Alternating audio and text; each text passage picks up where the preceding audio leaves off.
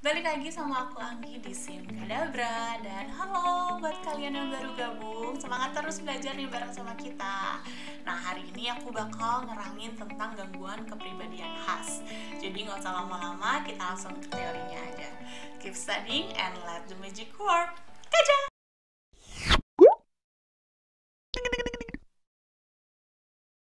Gangguan kepribadian khas ini termasuk pokok bahasan gangguan kepribadian dan perilaku masa dewasa kalau di SNPPDI 2019. Nah, ini SKDI-nya 2, jadi sebagai dokter umum harus mampu mendiagnosisnya. Pertama, pengertiannya dulu ya. Jadi kepribadian itu adalah perilaku dan emosi. Nah, ada 2 komponen yang berpengaruh, yaitu karakter dan temperamen. Karakter itu apa? Nah, karakter itu ciri kepribadian yang dibentuk oleh perkembangan dan pengalaman hidupnya. Nah, jadi dipengaruhi oleh lingkungannya, entah itu dari keluarga, temannya, atau masalah-masalah yang dialaminya. Nah, kemudian kalau misalnya temperamen, ini dipengaruhi oleh genetik yang dibawa sejak lahir. Nah, temperamen ini bisa dikendalikan dengan bertambahnya usia dan bisa stabil sesudah anak itu berusia beberapa tahun. Nah, saat seseorang membangun karakternya dengan baik dan dapat mengendalikan temperamennya, jadilah kepribadian seseorang yang sifatnya stabil sehingga ia dapat beradaptasi pada kondisi dan situasi di lingkungannya.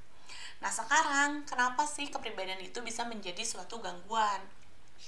Nah, pada seorang individu bisa terjadi disfungsi pada hubungan keluarganya, entah itu pekerjaan atau di lingkungannya. Nah, sehingga ciri kepribadian seseorang tersebut tidak terbentuk dengan baik. Akhirnya, sifatnya itu gak fleksibel dan maladaptif sehingga menyebabkan disfungsi yang bermakna atau penderitaan subjektif. Nah, ini poin penting ya. Ciri kepribadian itu ada pada semua orang, tapi belum tentu menjadi gangguan kepribadian. Menjadi gangguan ketika terjadi penderitaan subjektif. Artinya entah itu diri sendiri yang menderita atau orang di sekitarnya yang terganggu atas dirinya gitu. Nah, gangguan kepribadian khas ini ada dibagi beberapa klaster supaya gampang ingatnya. Ini ada A, B, C. Kita ingat kalau A itu si aneh, B itu si berani, dan C itu si cemas. Nah, nanti ini bakal nyambung nih sama apa aja yang di dalamnya. Kita bahas satu-satu ya. Oh iya, untuk kriteria yang di sini aku tulis singkat untuk membedain satu sama lain aja ya, biar mudah dipahami dan dihafal sama kalian. Tapi sebenarnya ada kriteria diagnosis yang masing-masing cukup mendetail. Kalian bisa baca di PPDGJ. Tapi nggak usah menu-menuhin otak lah ya. Kalau misalnya untuk mendiagnosis atau jawab soal sih ini udah cukup sebenarnya.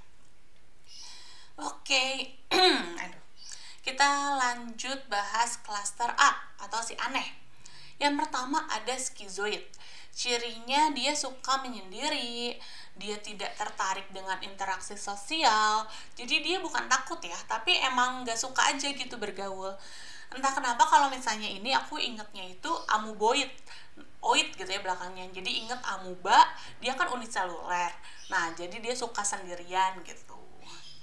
Skizoid, amuboid, nah deket lah ya. Nah, terus tuh ini orang biasanya dia tuh afeknya mendatar, jadi nggak berekspresi gitu, orangnya dingin. Nah, pokoknya ingat aja ya, amuboid gitu. Nah, terus kita lanjut lagi ke paranoid. Nah, ini kalau paranoid gak beda jauh sama skizofren paranoid ya. Jadi dia orangnya takutan gitu, cirinya sulit percaya sama orang, selalu curiga tanpa alasan yang mendasar. Terus dia tuh cenderung pendendam, jadi suka netting gitu, negative thinking ya. Nah, lanjut lagi ada skizotipal. Nah, kalau ini di PPDI Gaji sebenarnya bukan masuk ke pokok bahasan gangguan kepribadian, tapi masuk ke babnya bareng skizofrenia gitu. Nah, emang sebenarnya mirip ya sama skizofren, dia percaya akan hal-hal yang aneh.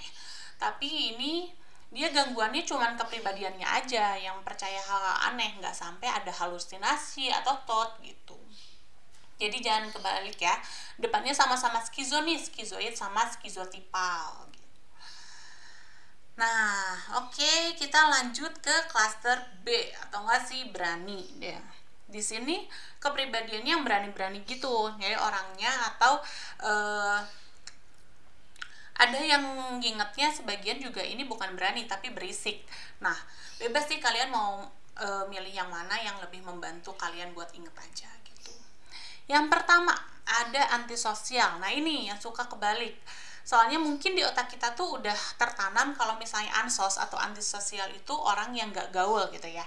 Tapi ingat, ini termasuk dalam klaster B di mana dia berani. Jadi antisosial di sini maksudnya dia nggak mau ngikutin norma sosial yang ada atau anti norma sosial gitu. Nah, atau di PPDGJ juga disebut sebagai disosial. Jadi dia orangnya suka melanggar aturan, terus perilakunya kayak preman gitu. Nah, Janti itu suka kebalik sama skizoid yang gak mau bergaul dan suka menyendiri. Jadi kalian harus benar-benar hati-hati. Kalau antisosial itu anti norma sosial, dia kayak preman. Kalau skizoid itu amuboid, dia amuba uniseluler, dia tunggal, berarti dia suka sendirian gitu. Oke, kita lanjut ke tipe kepribadian ambang atau borderline. Nah, kalau di PPDGJ disebutin namanya gangguan kepribadian emosional tidak stabil gitu. Nah, ini tuh orangnya bertindak impulsif tanpa mikir konsekuensinya apa. Contohnya, mungkin kalian sering tahu ya, ada orang yang marah atau sedih, terus dia impulsif menyayat-nyayat tangannya gitu. Nah, dia tuh nggak mikir, abis itu ya sakit lah, belum ada nanti ada scarsnya, kan jelek gitu ya. Tapi dia karena dia marah, dia lampiasin aja gitu, dia nyayat-nyayat gitu. Terus lanjut lagi, ada histrionik.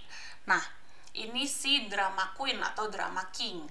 Nah, mungkin kalian pernah gak sih nemu orang kalau misalnya cerita itu lebay banget, kayak dibuat-buat, atau karena dia suka aja gitu jadi pusat perhatian. Nah, ini tuh termasuk histrionik. Jadi dia tuh orangnya heboh, berlebihan. Gak cuman ucapan, tapi dia juga biasanya dalam pakaian atau tindakan juga dia akan mencolok gitu. Satu lagi terakhir, ini bedanya apa nih sama narsistik? Nah, kadang suka bingung nih antara histrionik sama narsistik. Nah, kalau misalnya narsistik, dia itu suka melebihkan diri sendiri, suka dipuji, dia biar dirinya tinggi gitu, jadi merendahkan orang lain. Nah, jadi dirinya harus selalu benar dan tidak menerima kritik. Nah, gini nih bedanya. Kalau narsistik, dia tuh berfokus pada dirinya sendiri yang harus terlihat hebat.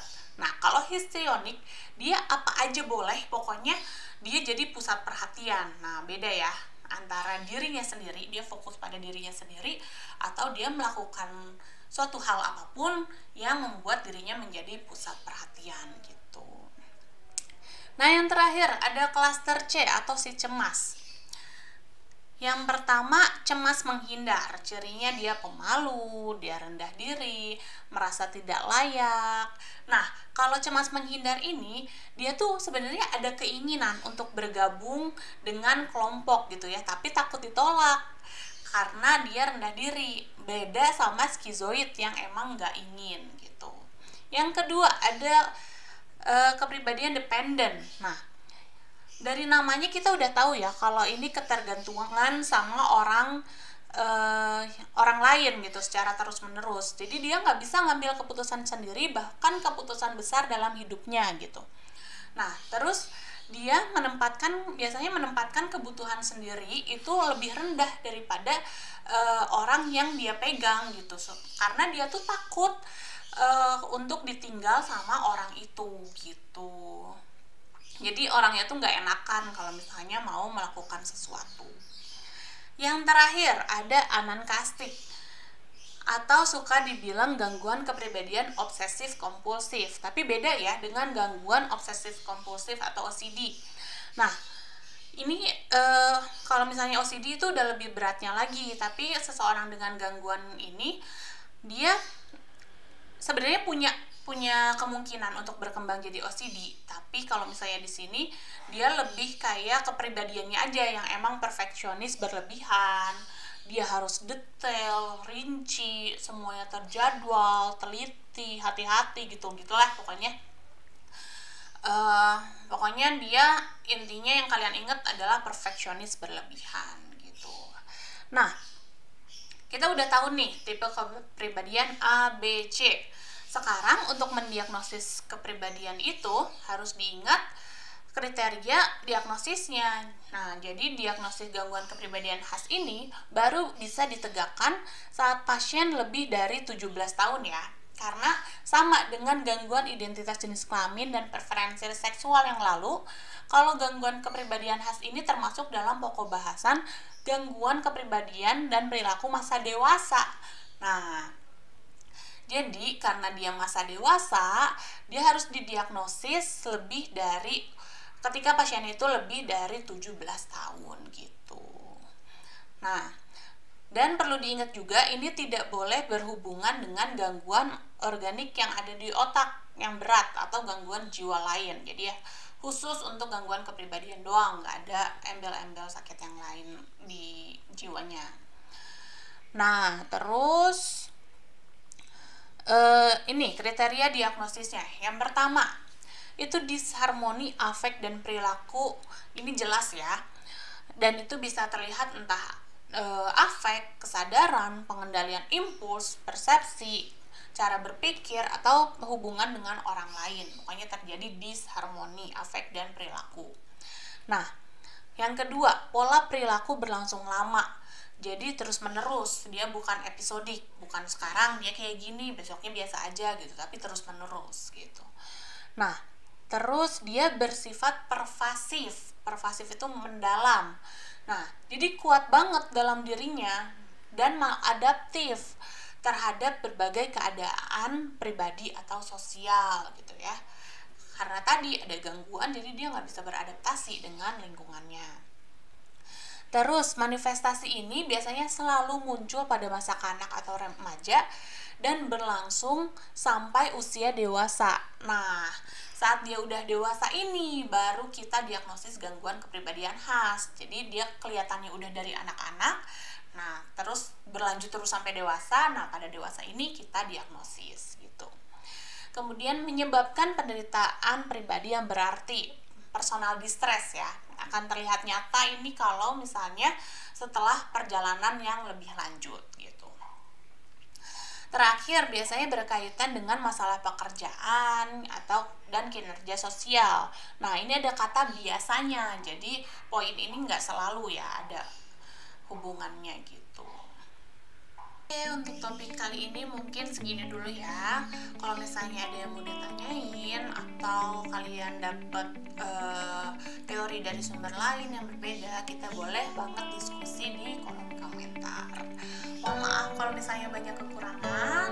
Semoga membantu. Terima kasih. Keep study.